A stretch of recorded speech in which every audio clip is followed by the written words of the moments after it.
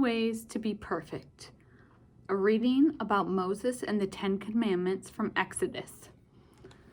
So there they all were, grannies and granddads, babies, uncles, aunts, children, moms, and dads, out there in the middle of the desert.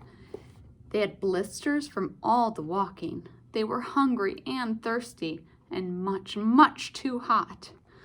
"We don't like it," they said. "It stinks." And so they did, for that matter, because no one had taken a bath in weeks.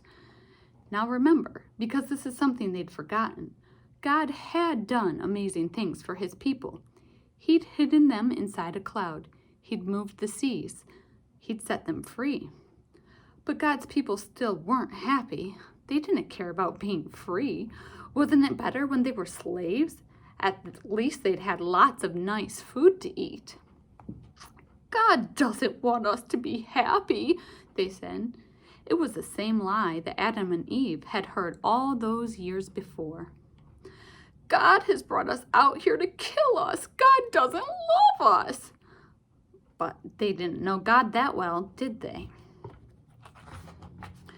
Every day of their journey, God kept on showing his people how well he would look after them if they would trust him and obey him.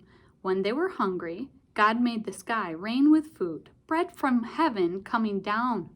"What is it?" they asked each other.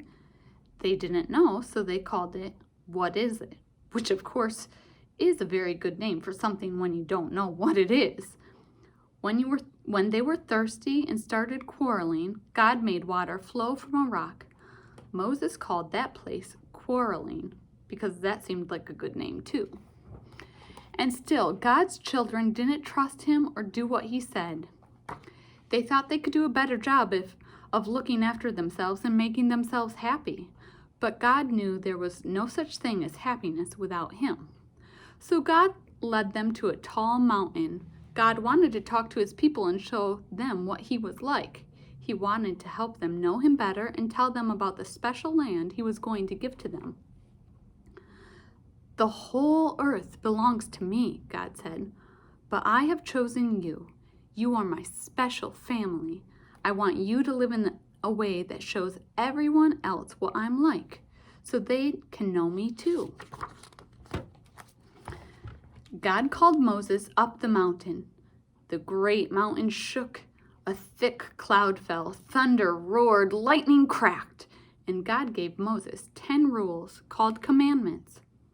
"I want you to love me more than anything else in all the world, and know that I love you too," God told them.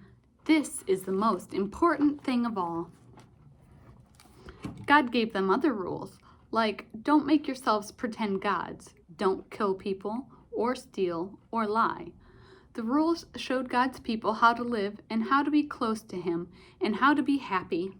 They showed him how life worked best. "God promises to always look after you," Moses said. "Will you love him and keep those rules?" "We can do it. Yes, we promise." But they were wrong. They couldn't do it. No matter how hard they tried, they could never keep God's rules all the time. And God knew they couldn't, and he wanted them to know it too. Only one person could keep all the rules, and many years later, God would send him to stand in their place and be perfect for them, because the rules couldn't save them. Only God could save them.